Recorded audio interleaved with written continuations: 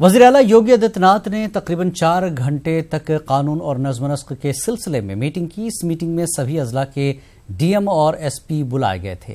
CM योगी ने रियासत में कानून व इंतजाम की खराब होती सूरत हाल पर सख्त नाराजगी का इजहार किया। इस मौके पर सीएम योगी ने पुलिस अफसरों को हिदायत दी कि वो हर दिन लोगों के साथ बातचीत करें, क्योंकि लोगों से मिलने पर ही सही जानकारी मिल सकती है। जून के बाद सीएम योगी खुद तहसील के दौरे पर जाकर जमीनी हकीकत का जायजा लेंगे।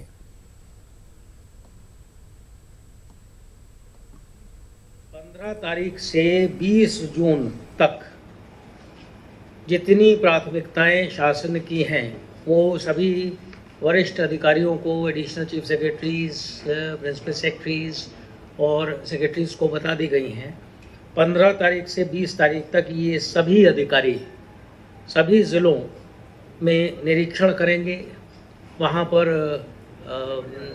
वो डिस्ट्रिक्ट हॉस्पिटल का, तहसील का निरीक्षण करेंगे, गांव में जाएंगे, भौतिक सत्यापन करेंगे और उसकी रिपोर्ट हर हालत में 20 तारीख तक चीफ सेक्रेटरी के माध्यम से माननीय मुख्यमंत्री जी को प्रस्तुत करेंगे। उनका स्पष्ट मत था कि कानून का डर केवल अपराधियों के मन में हो और निर्दोषों को उनका कोई वो नहीं हो। निर्दोष जो है वो जवाबदेही अपनी समझें और अपने प्रशासन की तरफ आकृष्ट हो। थाने पर 2 चीज़ों को उन्होंने आकृष्ट किया। पहला ये कि टॉप 10 अपराधियों की सूची हर एक थाने में तैयार की जाए ताकि उस पर कार्रवाई हो सके, और महिला अपराध से संबंधित जितने भी हमारे अभियुक्त पहले रह चुके हैं या संप्रति उनकी क्रिमिनल और सस्पिशियस कैरेक्टर या क्रिमिनल हिस्ट्री है, उन दोनों पर नज़र रखी जाए, उनका डॉक्यूमेंटेशन हो और उस पर कार्रवाई की जाए। माननीय मुख्यमंत्री जी ने 3 चीज़ों पर विशेष ध्यान देने को कहा।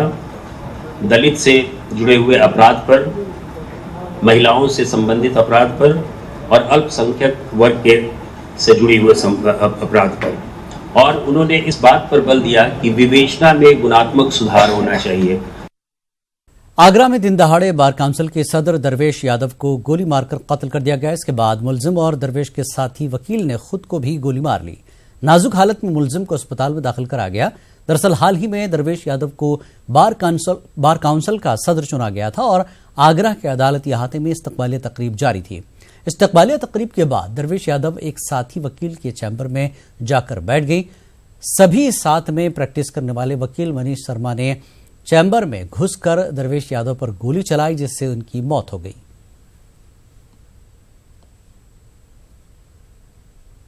ग्रुप से जो सूचना हमारे पास आई है वो यह आई है कि जो यहाँ पर बार काउंसिल की जो अध्यक्ष चुनी गई थी, उन्हीं के एक जूनियर जिसका नाम मनीष शर्मा बताया जा रहा है, उसने उनके ऊपर हत्या का प्रयास करने के बाद खुद भी सुसाइड अटेम्प्ट किया है। अभी जो बार काउंसिल के अध्यक्ष हैं उनको पुष्पांजलि हॉस्पिटल में भर्ती कराया गया है और जो हमलावर था जिसने खुद सुसाइड अटेम्प्ट किया उसको रेनबो हॉस्पिटल में भर्ती कराया गया है। ऐसा बताया जा रहा है कि ये काफ़ी लंबे समय से ये दोनों लोग साथ थे और चुनाव में भी दोनों ने मनीष शर्मा काफ़ी इनके साथ रहा है। तो अभी स्थिति कोई स्पष्ट नहीं हो पाई है कि आखिरकार क्या कारण है। आसपास के साथी वकीलों से भी बात की गई जो किसी प्रकार से अभी कुछ भी महत्वपूर्ण जानकारी दे पाने में असमर्थ है। आज मैं कुमारी दरवेश यादव बार काउंसिल चेयरमैन होने के बाद यहाँ उनका स्वागत चल रहा था। स्वागत के बाद यहाँ मिठाइयाँ बटी थी। मिठाई बटने के बाद इस चैम्बर में अरविंद मिश्रा जी वाले चैम्बर में बैठ के बातचीत हो रही थी। गोली सुनने की आवाज़ आई जिसमें कुमारी दरवेश यादव के गोली लगी है कई, फिर मनीष यादव भी गोली से घायल हैं। दोनों हॉस्पिटल के लिए यहाँ से चले गए हैं। अयोध्या 2005 बम धमाका मामले के फैसले के लिए एक खुसूसी अदालत तश्कील दी गई है जो ज़िम्न में 18 जून को अपना फैसला सुनाएगी। वाज़ेह के 2005 में हुए इस बम धमाके में 7 अफराद हलाक हो गए थे, जबकि 7 सीआरपीएफ एहलकार जख्मी हुए थे। हलाक शुदगान में जैश मोहम्मद के 5 मुबैना कारकुन और 2 मकामी अफराद शामिल थे, जबकि कई सीआरपीएफ जवान जख्मी हो गए थे। हमले के बाद उत्तर प्रदेश पुलिस ने इरफान, आशिक इकबाल, इलियास फारूक, शकील अहमद, मोहम्मद नसीम और मोहम्मद एजाज को इस हमले में मुलविस होने के इल्जाम में गिरफ्तार किया था, जो कि इलाहाबाद के नैनी जेल में बंद हैं। डॉक्टर इरफान का ताल्लुक उत्तर प्रदेश के जिला सहारनपुर से है, जबकि दीगर जम्मू जिला पुंछ के रहने वाले हैं। दिल्ली में सेंट्रल वक्फ काउंसिल की मीटिंग में कई फैसलों पर मुहर लगी है। मरकजी वजीर मुख्तार अब्बास नकवी ने कहा कि मुल्क भर में 5 लाख से ज्यादा वक्फ की जमीनें हैं जिसके रिकॉर्ड्स को डिजिटलाइज किया जाएगा और कुछ जमीनों पर माफियाओं का कब्जा है और सबसे पहले उन्हें आजाद कराएंगे। इसके अलावा मीटिंग में जो सबसे अहम फैसला लिया गया, इसके तहत वक्फ राजियों पर तामीर किए जाने वाले स्कूल और अस्पतालों का 100% खर्च मरकजी हुकूमत अदा करेगी।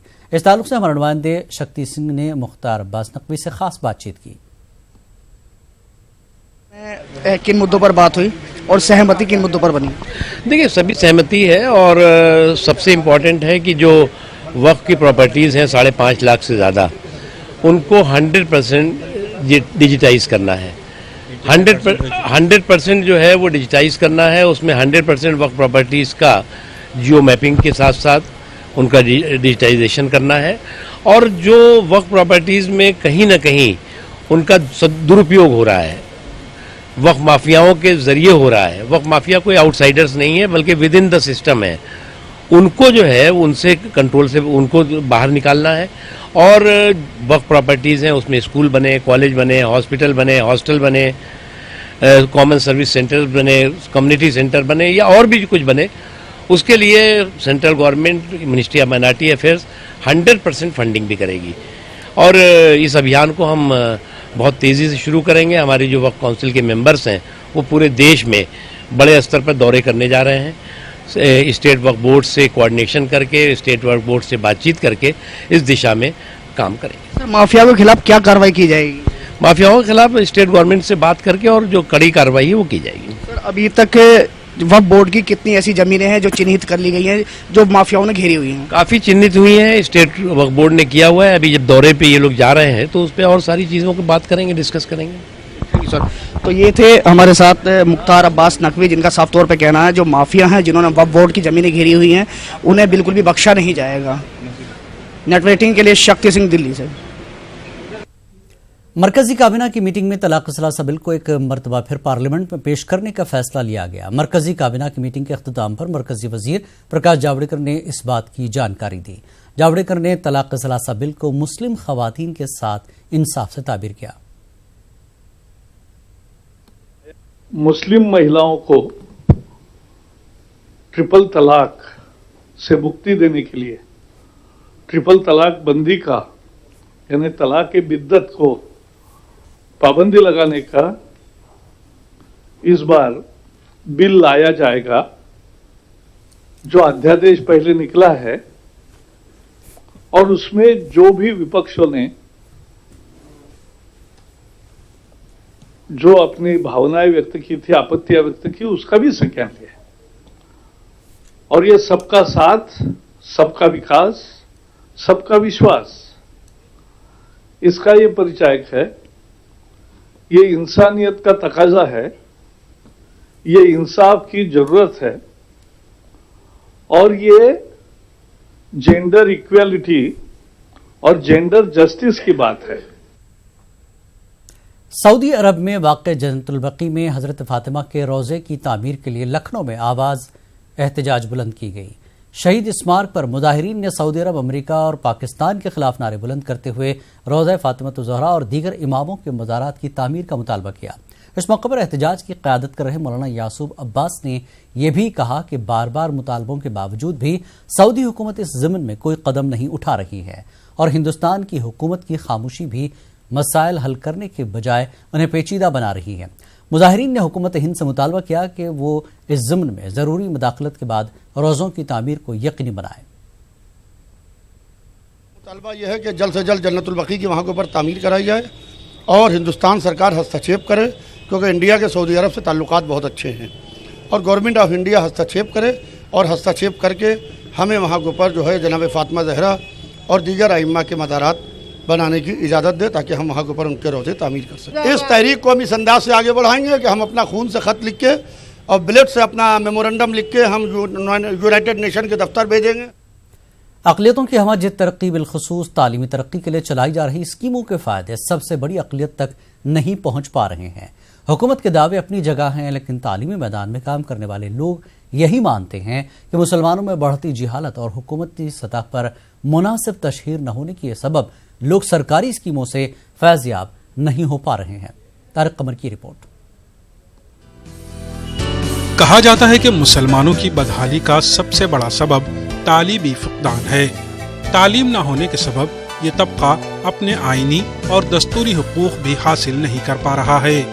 मुस्लिम तबके की बदहाली से निमटने के लिए कमीशन तो बने, लेकिन इनकी सिफारिशात को लागू नहीं किया गया, जिसका नतीजा सामने है। स्कीमें आज भी चलाई जा रही हैं, लेकिन सबसे बड़ी अक़लियत के लोग सबसे ज्यादा महरूम क्यों हैं, ये एक अहम सवाल है। सरकारें स्कीम बनाती हैं, चाहे केंद्र सरकार हो या प्रदेश सरकार हो, लेकिन उनका अगर बेनिफिट जो है दबे कुचले लोगों को नहीं पहुंच पाता है, तो ये कमी जो है वो सरकारी मशीनरी की है और उनकी नीयत की है कि वो उस तरह का प्रचार और प्रसार नहीं कर पाती और उनको मिल नहीं पाता है। और सबसे बड़ी बात, अगर आपको याद होगा कि मुख्यमंत्री योगी आदित्यनाथ ने खुद रियलिटी चेक किया था। तमाम जगह पे वो रात में चौपाल लगाते थे और चौपाल में वहाँ जनता से वो पूछते थे स्कीम्स के बारे में, और जनता वहाँ पर खुद ही बताती थी कि हमको स्कीम नहीं मिली, हाथ उठाती थी, बताती थी। यहाँ ये बात भी अहम है कि सिर्फ हुकूमत पर इल्ज़ाम तराशी करते रहने से मसाइल हल नहीं हो सकेंगे। माहिर तालीम भी यही कहते हैं कि कुछ खामियां जरूर हैं, ताहम महज हुकूमत पर इल्ज़ाम तराशी ठीक नहीं। देखिए, तालीमी बेदारी की ज़रूरत है और हुकूमत ने जो है गवर्नमेंट ऑफ इंडिया की बात करें तो माइनॉरिटीज़ के लिए इतनी ज़्यादा स्कीमें हैं कि उसको अगर फ़ायदा अक़लियत लें तो बहुत फ़ायदा पहुंच सकता है। जैसे किसी भी सूबे में, जैसे IAS है, PCS है, PMT है, इंजीनियरिंग है, क्लैट है, किसी भी तरह की कोचिंग के लिए मुफ्त कोचिंग का इंतज़ाम कर रखा है गवर्नमेंट ऑफ इंडिया ने, और उसमें बड़ा बजट है। इवन मेरे वहाँ से भी जो है ये इम्प्लीमेंटेशन होता है यहाँ का, इस कोचिंग का, लेकिन बच्चे ढूंढने नहीं मिलते हैं। तालीमी मैदान में काम करने वाले समाजी कारकुनान के मुताबिक नौकरशाही अक़लियती हुकूक की अदायगी के लिए कम संजीदा है। हुकूमत की सतह पर स्कीमें शुरू भी की जाती हैं और चलती भी हैं, लेकिन कभी कभी कुछ मनफी जहनों की वजह से उनसे फ़ायदा हासिल करना दुश्वार हो जाता है। न्यूज़ 18 उर्दू के लिए लखनऊ से तारिक कमर की रिपोर्ट। सबका साथ सबका विश्वास के जज्बे के तहत गंगा जमनी तहजीब के शहर इलाहाबाद में ईद मिलन की तकरीब मुनक्किद की गई। बीजेपी, अक़लियती मोर्चा और अटल भारतीय हिंदू फाउंडेशन के मुश्तरका ताउन से होने वाले इस ईद मिलन प्रोग्राम में मुख्तलिफ मज़ाहिब के अफराद ने शिरकत की। इस मौके पर मुल्क में मज़ाहिब के दरमियान दूरी कम करने और मजहबी हम आहंगी को फ़रोग़ देने की ज़रूरत पर जोर दिया गया। बीजेपी अक़लियती मोर्चे का कहना था कि मुख्तलिफ शहरों में ईद मिलन प्रोग्राम के जरिए हिंदू मुस्लिम एकजहती को बढ़ावा देने का काम किया जाएगा। हमारे फाउंडेशन की जो मेन मकसद है हिंदू मुस्लिम सिख ईसाई में एकता पैदा करना, और इस कार्य में काफ़ी दिनों से लगा भी हुआ हूँ मैं। और हमारा मकसद है कि अटल जी के सपनों को साकार करें। जो अटल जी ने सपना संजोया था, आज वो हमारे बीच नहीं है, लेकिन वो अमर हैं और उनके सपनों को हमें आगे ले जाना है। ये हमारा ये मकसद है। और ईद मिलन समारोह के जरिए हम सभी के आपस में एक करने की कोशिश किया मैंने। ये देश में जब तक हम सारे लोग, सारे धर्म के, सारे जाति के लोग, बड़े छोटे की जब तक विषमताएं नहीं मिटेंगी, तब तक हमारा राष्ट्र मजबूत नहीं रहेगा। तो उनका अपना सोचना ये था, हम रहें या ना रहें, ये देश रहना चाहिए, हिंदुस्तान रहना चाहिए। उसी तर्ज पर उनके सपनों को साकार करने के लिए उनका आशीर्वाद लेकर के अटल भारतीय हिंदू फाउंडेशन की स्थापना करते हुए भारत के 15 स्टेट्स में हमारी कार्यकारिणी कार्य कर रही है और राष्ट्रवाद के लिए कार्य कर रही है, जिसका मुख्य भाव है कि हम ऊंच नीच, छोटा बड़ा, समरसता का भाव पैदा करें और धर्मवाद, जातिवाद को पूर्णतः समाप्त करके अपने भारत को, हिंदुस्तान को एक मजबूती की ओर ले जाएं, तभी हमारा देश विश्व गुरु बन पाएगा। सबसे बड़ा मजहब इंसानियत का है और ये दर्स अलीगढ़ की समाजी तंजीम मानव उपकार गुज़श्ता 20 साल से दे रही है। ये तंजीम 13 जून को अपना 20वां यौम तासीस मनाने जा रही है। नाम सुनते ही आपको लगेगा कि कोई फलाही काम करने वाली तंजीम का जिक्र हो रहा है। जी हां, अलीगढ़ की ये तंजीम आज तक 4,500 लावारिस लाशों की आखिरी रसूम अदा कर चुकी है, जो इसकी इंसान दोस्ती की अलामत है।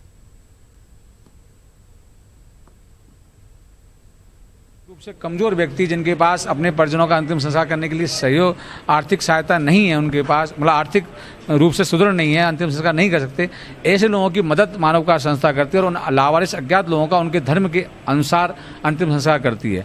जी हाँ, 20वां स्थापना दिवस 13 जून को धूमधाम से हम लोग मना रहे हैं। हिंदुस्तान समेत दुनिया भर में 21 जून को आलमी यौम योगा मनाया जाएगा, जिसके लिए तालीमी इदारों को भी सर्कुलर जारी किए गए हैं और तैयारियां शुरू कर दी गई हैं।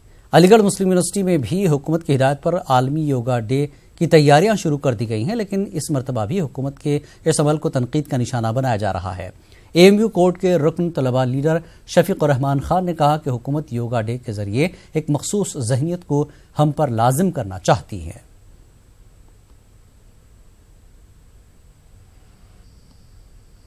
जो नोटिफिकेशन आया हम उसी के जो उसके अंदर और गाइडलाइंस है कि वर्कशॉप करने के लिए, डिबेट करने के लिए, वो सब चीज़ें हम इसमें कर रहे हैं उसी लाइन पे, गाइडलाइन पे।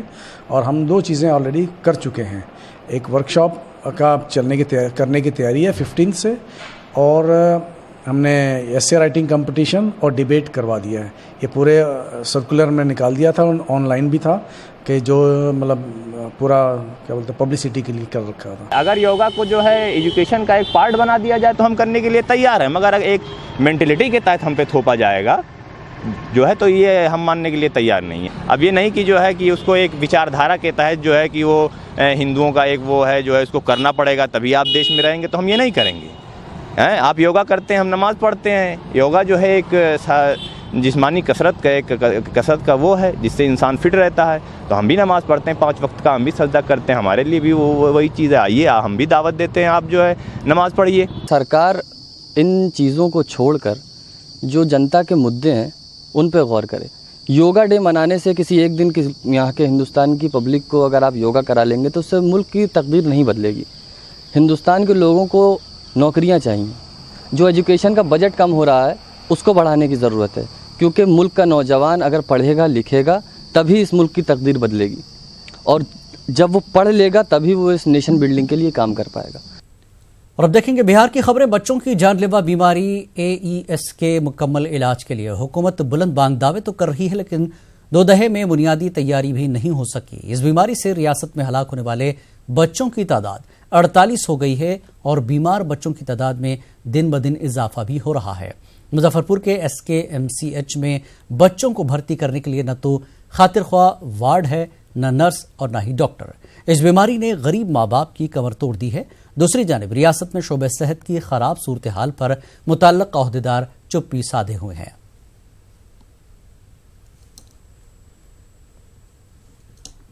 स्टाफ की कमी की परेशानी बहुत हो रही है। अच्छा, तो फिर कैसे मैनेज होता है? वही उसी में मैनेज करके करते हैं। किसी में मैंने थोड़ा ज़्यादा तकलीफ होता है हम लोगों को, जितना करना चाहिए उससे ज़्यादा अधिक और करना पड़ रहा है। जगह को लेकर थोड़ी परेशानी जरूर है, क्योंकि अब इससे बढ़ता है तो थोड़ा दिक्कत होता है। लेकिन अच्छी बात भी यह है जो पेशेंट रिकवर कर रहे हैं उनको 2 नंबर वार्ड भेज के हम लोग डिस्चार्ज भी कर रहे हैं। अभी तो सारा काम नष्ट हो रहा है, सारा बर्बाद हो गया, जो भी है से खराब हो गया, जो भी था से खत्म हो गया। बहुत दिक्कत हो रहा है। रिसोर्स बहुत जल्द मतलब ये हम लोग प्रोसेस में लास्ट में है, करीब 6,500 ANM हम अपॉइंटमेंट कर रहे हैं, 6,500, और ये इसमें समय नहीं लगेगा। मेरे ख्याल से आप 10 दिन के अंदर 15 दिन को एग्जीक्यूट कर देंगे। मासूमों की मौत से हंगामों के बाद सेंट्रल टीम मुजफ्फरपुर पहुंची। 5 रुकनी टीम SKMCH में हालात का जायजा ले रही है। टीम की क़यादत डॉक्टर अरुण सिन्हा कर रहे हैं। इसके अलावा टीम में दिल्ली से डॉक्टर गोयल, डॉक्टर पूनम और पटना से डॉक्टर लोकेश और डॉक्टर राम सिंह शामिल हैं। मरकजी वजीर सेहत डॉक्टर हर्षवर्धन भी कल मुजफ्फरपुर आएंगे। उनके साथ वजीर ममलिकत बराए सेहत अश्विनी चौबे भी मौजूद रहेंगे।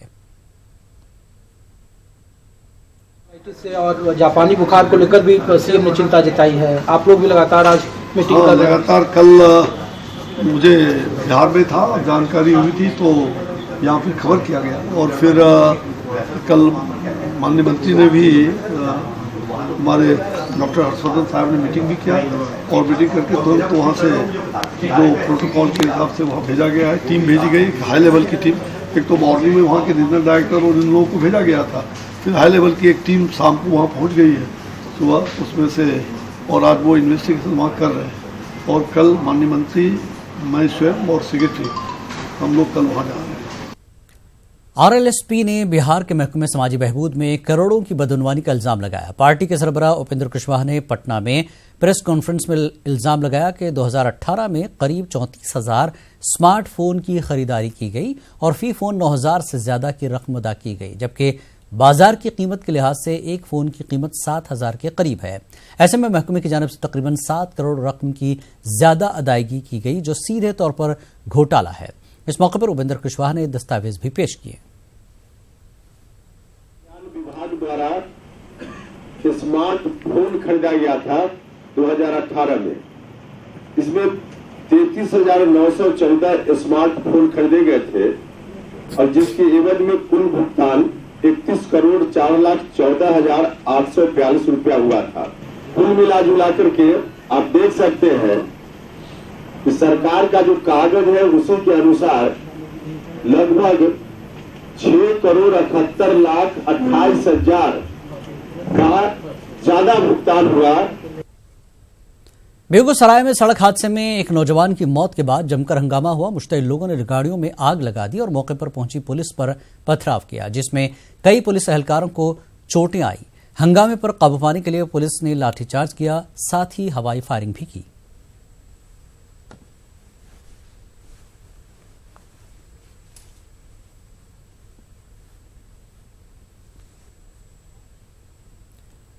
मधुबनी के झंझारपुर इलाके में पंचायत ने तगलकी फरमान सुनाते हुए एक नाबालिग लड़की और उसके भाई की बेरहमी से पिटाई कर दी।